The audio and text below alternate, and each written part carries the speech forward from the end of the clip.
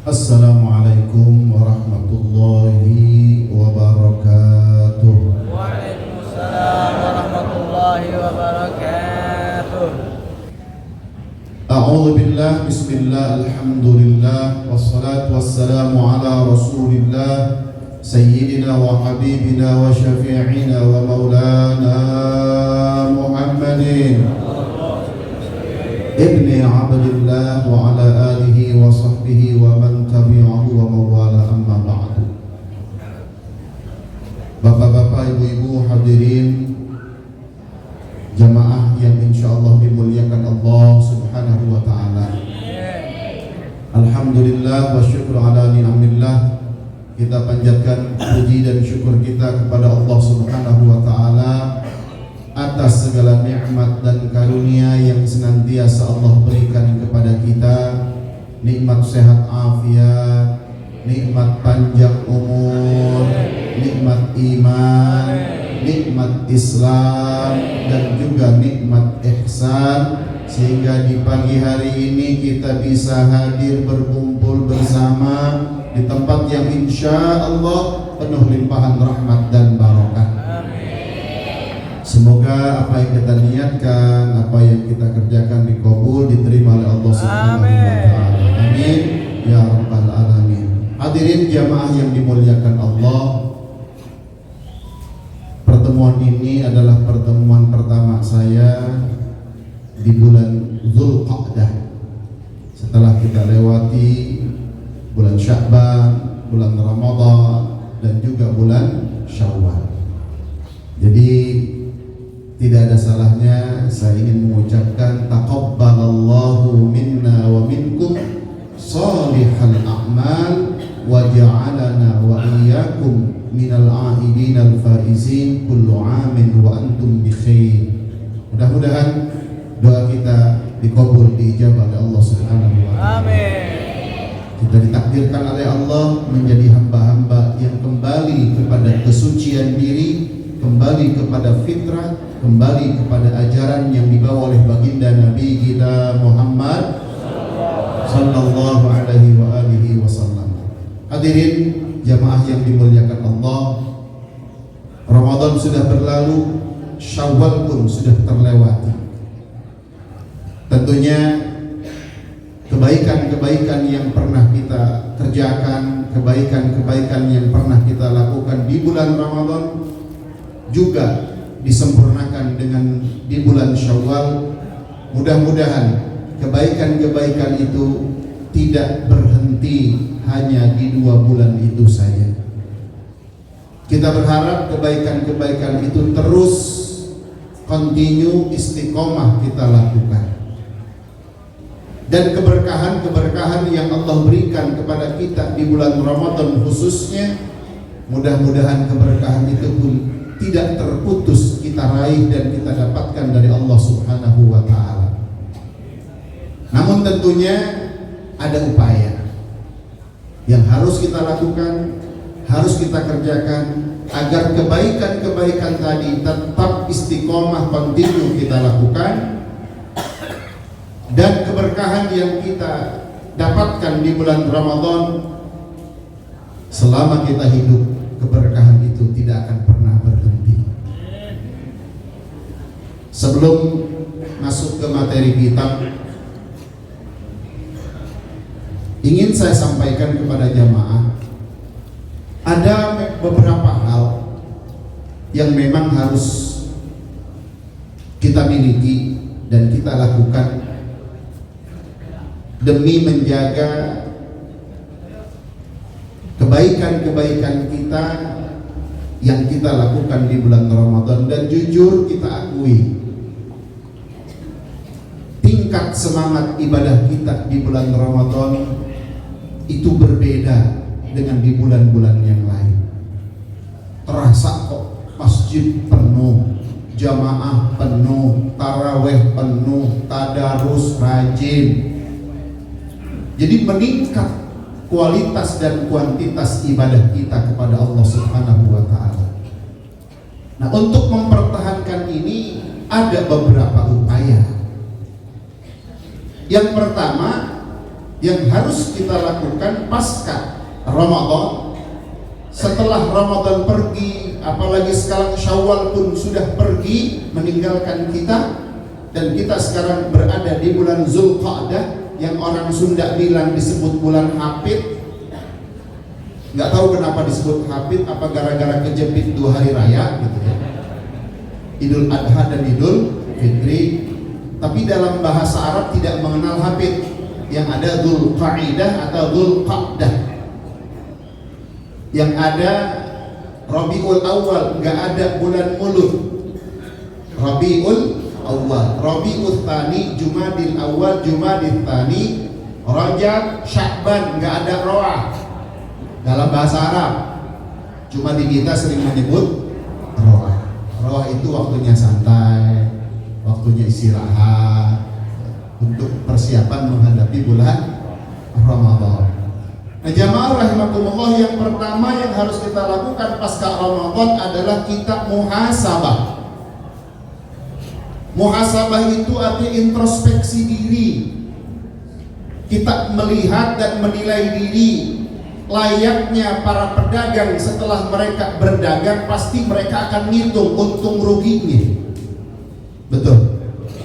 Kalau habis dagang pasti ngitung untung ruginya. Hitung dulu untung enggak, rugi enggak, dihitung. Nah, kita juga sama. Setelah menyelesaikan ibadah Ramadan, kita hitung berapa keuntungan yang sudah kita dapatkan. Yang zahir aja yang bisa kita lihat, yang bisa kita nilai. Dan berapa kerugian kita. Berapa kali kita meninggalkan tarawih, berapa kali kita meninggalkan sholat berjamaah, dan berapa kali kita ikut berjamaah, dan berapa kali kita ikut sholat tarawih. Itu dihitung sama kita, introspeksi diri. Supaya apa introspeksi itu? Supaya kita bisa melangkah ke depan, dan ini sebagai pijakan. Kalau kita mau meloncat nggak ada pijakan, repot gitu. Dan Allah pun menyuruh dalam surah Al-Hasyr ayat 18, ya ayyuhalladzina amanu taqullaha wal tanzur nafsum ma qaddamat lighad wattaqullah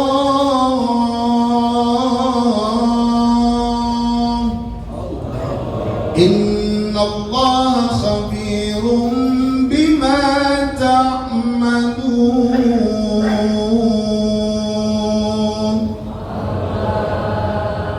Kata Allah, ya ayyuhalladzina amanu, wahai orang-orang yang beriman, ittaqullah, bertakwalah kalian kepada Allah dengan menjalankan perintahnya dan meninggalkan larangannya.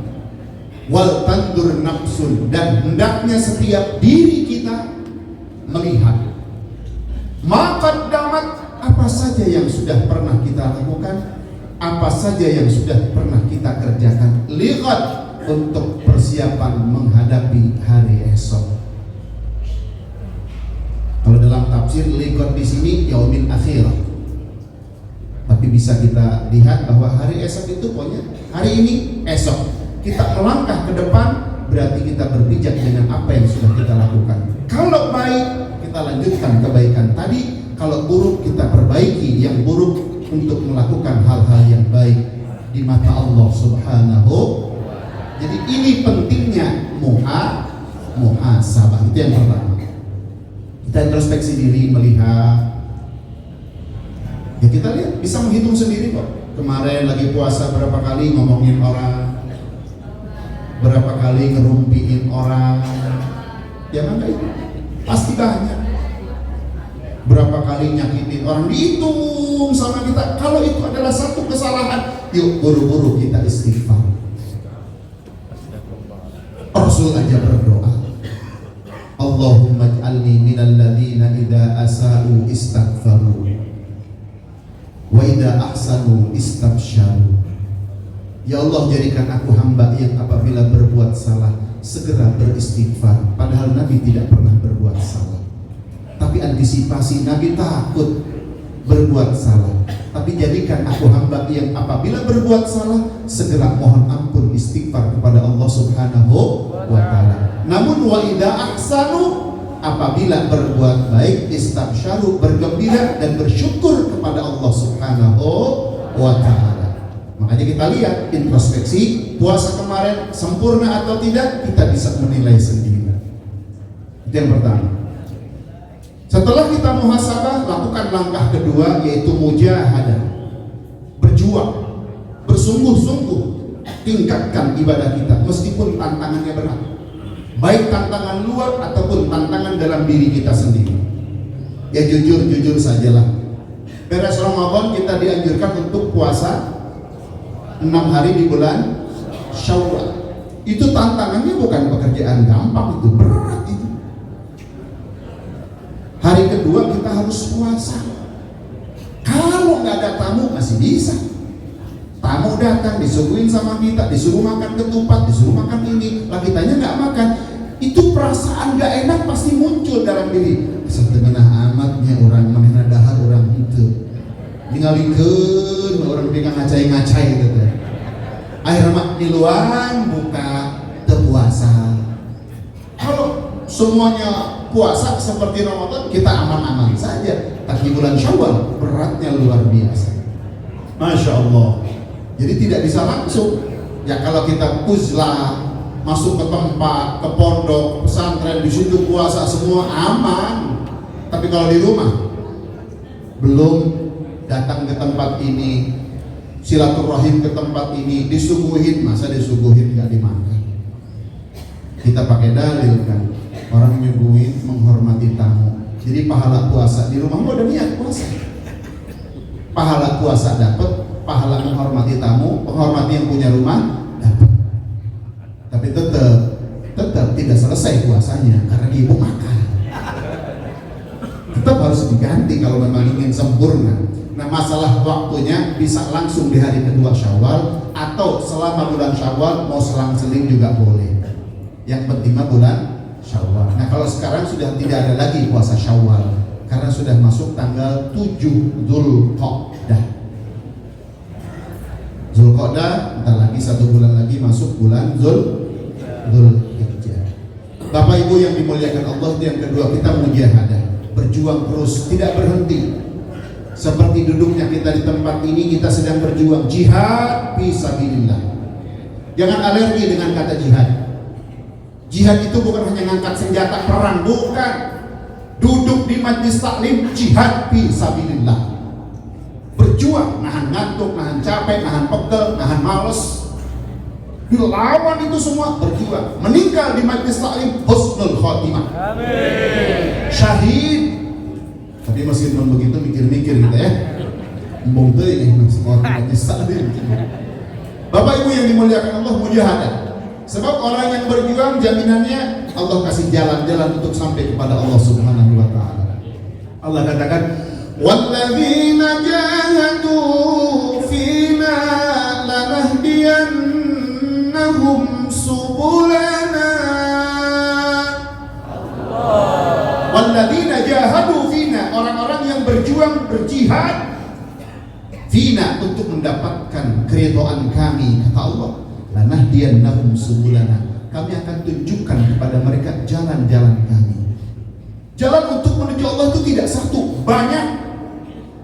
Ada orang sampai kepada Allah melalui tarekat zikir. Ada orang sampai kepada Allah melalui tarekat baca Quran. Ada orang sampai kepada Allah melalui tarekat tadarus. Ada melalui sedekah. Ada melalui apalagi belajar. Jadi sampai kepada Allah itu banyak jalan. Karena ada istilah banyak jalan menuju Roma. Ini banyak jalan menuju Allah. Duduknya kita sekarang sedang menuju Allah dan menuju surganya Allah. Orang yang berjalan, menempuh jalan, mencari ilmu, insya Allah dimudahkan jalannya menuju surga. May yuridillahu bihi khairan yufaqihu fiddin. Siapa orang yang diinginkan mendapatkan kebaikan dari Allah, maka Allah berikan pemahaman dia tentang ilmu agama. Artinya ketika datang ke mati salib, pasti semua orang menginginkan dan mendapatkan ilmu agama.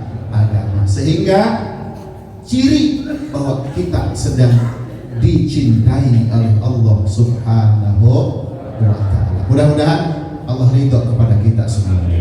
Jadi mujahadah, berjuang, jangan berhenti untuk terus berjuang. Berjuang li'ila'i kalimatillahi iyal ulya. Yang ketiga,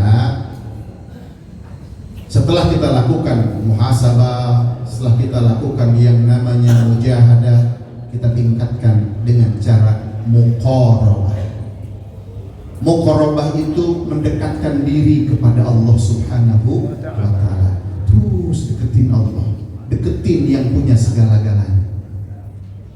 Yang punya segala-galanya kan Allah. Sampai yang punya nyawa kita siapa? Allah. Inna lillahi wa inna ilaihi. Itu jelas sekali, kita semuanya milik Allah. Harta milik Allah, semua ini adalah titipan Allah.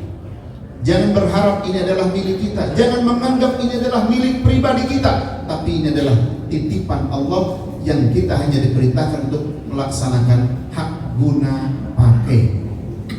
Titipan Allah dipergunakan dengan sebaik-baiknya, sesuai dengan keinginan Allah. Allah ridho kepada kita karena titipannya dipergunakan dengan sebaik-baiknya.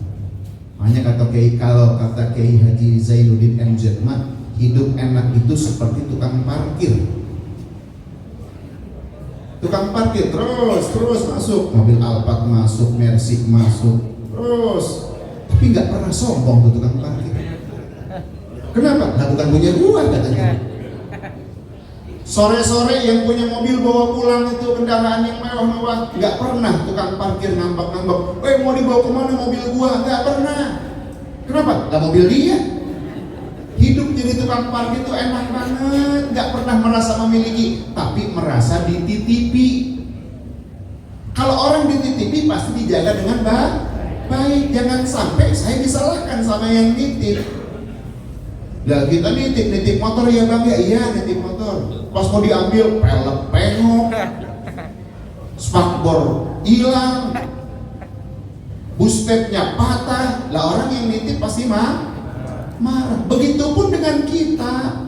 Semua yang ada di alam dunia ini adalah titipan dari Allah Subhanahu wa ta'ala. Kalau kita pergunakan dengan baik, insya Allah Allah akan semakin ridho kepada kita.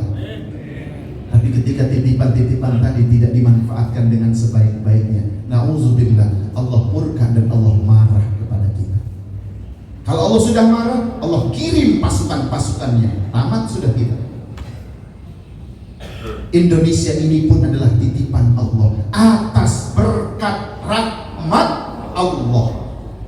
Titipan Allah, jadi harus dijaga betul Indonesia ini. Kalau Indonesia tidak dijaga, titipan Allah ini, takut yang punya marah nanti. Dikirim pasukannya, gunung meletus, gempa dan lain sebagainya, selesai sudah Indonesia. Khusus jamaah rahimakumullah, kita tetap harus muqarabah, selalu mendekatkan diri kepada Allah Subhanahu wa ta'ala. Nah, kalau sudah muqarabah akan muncul namanya muraqabah. Muraqabah itu merasa selalu diperhatikan, merasa selalu dilihat, merasa selalu dipantau oleh Allah. Jadi nggak akan mungkin berkata buruk, berbuat buruk. Karena apa? Yakin di dalam hatinya Allah melihat, Allah memperhatikan. Mau melangkah ke tempat maksiat, mundur lagi dia. Kenapa? Takut Allah lihat saya. Begitu kalau orang sudah muqarabah dan muncul sifat muraqabahnya. Jadi insya Allah nggak akan maksiat sampai kapanpun orang yang merasa muraqabah, merasa diawasi oleh Allah Subhanahu wa ta'ala. Jadi setidaknya 3 hal ini yuk kita perhatikan. Yang pertama adalah muhasabah, yang kedua mujahadah, yang ketiga muqarabah, sehingga akan muncul sifat muraqabah. Kita selalu diperhatikan, dilihat oleh Allah. Itu tingkat yang tertinggi, namanya ihsan. Kata Nabi, anta'budallaha ka'annaka tara fa illam takun tarahu fa innahu yaraka. Hendaknya kamu ibadah sama Allah seakan-akan kamu melihat Allah. Fa in lam takun tarah, kalau kamu tidak mampu dan tidak bisa sampai kapanpun melihat Allah, yakinkan saja dalam hatimu fa innahu yarak, bahwa Allah selalu melihat kamu. Anak-anak aja lagi sekolah, lagi ada pengawas, kayak ini ngerjain soalnya khusyuk banget. Karena apa? Karena merasa ada yang mengawasi. Nah kita juga kerja kan kalau ada bos kan begitu. Ada bos, kayak kerja, bos nggak ada, ya udah nongkrong lah. Karena merasa tidak diawasi. Siapapun itu. Nah ketika kita punya perasaan muraqabah, merasa diawasi oleh Allah, sampai kapanpun kita tidak akan pernah melangkah untuk melakukan sesuatu yang tidak diridhoi oleh Allah Subhanahu wa ta'ala. Kenapa? Karena selalu menganggap dan meyakini Allah memperhatikan. Tapi memang manusia itu ya tempatnya salah dan lupa. Dan memang kita sudah divonis oleh Nabi, kullu bani Adam khata'un. Semua anak cucu Adam itu adalah manusia yang tukang bersalah. Tapi wa khairul khata'ina at-tawwabun. Sebaik-baik mereka yang berbuat salah adalah mereka yang selalu kembali kepada Allah Subhanahu wa ta'ala. Masya Allah. Kita disuruh untuk mendekatkan diri. Tapi hebatnya ya, seperti dalam kitab Kusfuriyah dikatakan, yabna Adam istahyi minni inda maksiatik. Malu sama aku ketika kamu melakukan maksiat. Nah, Allah tidak nyuruh gini, tinggalin maksiat, enggak. Malulah sama aku ketika kamu melakukan maksiat. Wa ana astahyi minka, aku pun akan malu sama kamu yaumal aradil akbar fala u'adzibuka, aku pun malu untuk menyiksamu nanti di hari kiamat. Kalau kamu malu sama aku pun malu segan untuk menyiksa kamu. Intinya kalau kita malu nggak mungkin maksiat, kalau kita tidak maksiat yakin Allah tidak akan pernah menyiksa kita. Amin. Ya Rabbal alamin. Ya kalau kita selalu maksiat ya siap-siap aja mendapatkan hukuman dari Allah. Jadi munculkan rasa haya, munculkan rasa malu, insya Allah kita tidak akan pernah berbuat maksiat. Haya itu muncul karena apa? Yakin bahwa Allah memperhatikan, Allah melihat, itu muraqabah. Jadi jemaah rahimakumullah, mudah-mudahan 3 hal ini bisa kita lakukan sehingga keberkahan yang Allah berikan, Allah curahkan, Allah turunkan kepada kita di bulan Ramadan tidak pernah berhenti, terus Allah curahkan kepada kita di bulan-bulan selanjutnya. Amin ya rabbal alamin. Dan kebaikan-kebaikan yang pernah kita lakukan, begitu semangatnya kita di bulan Ramadan sampai di bulan Syawal dan di bulan-bulan lain pun tetap kita istiqomah melakukan kebaikan-kebaikan itu. Sebab itulah amalan yang paling dicintai oleh Allah. Ahabbul amal ilallah adwamuhu wa in qalla, atau kama qala Rasul sallallahu alaihi wasallam. Amalan yang paling dicintai Allah adalah amalan yang dilakukan dawam, continue, terus menerus, meskipun sedikit gak banyak. Sehari cuma selembar tapi tiap hari dibaca. Lebih Allah sukai daripada sekali baca Quran khatam setelah itu tidak pernah baca Quran lagi. Sehari cuma selembar tapi tiap hari dibaca.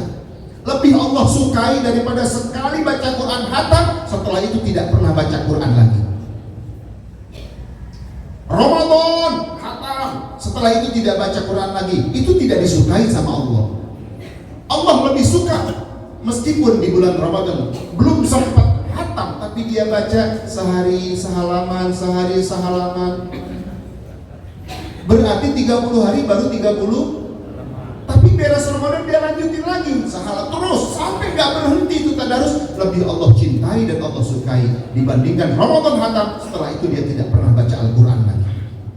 Ahabbul amal ilallah adwamuhu wa in qalla. Di istiqomah itu penting. Mau dapat apa sih? Istiqomah aja udah. Mau kayak Syekh Abdul Qadir, gak usah bingung. Mau kayak Imam Ghazali, gak usah bingung. Istiqomah, insya Allah didapat semuanya. Al-istiqomah khairun min alfi karamah.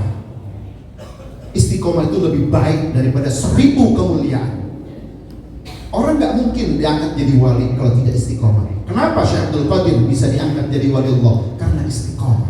dalam taat dan ibadah kepada Allah Subhanahu. Nah, tidak mustahil kita istiqomah, diangkat derajat kita di sisi Allah menjadi kekasih-kekasihnya. Amin ya rabbal alamin. Mudah-mudahan kita semuanya bisa melaksanakan 3 hal ini: muhasabah, mujahadah, muqarabah, sehingga akan muncul sifat muraqabah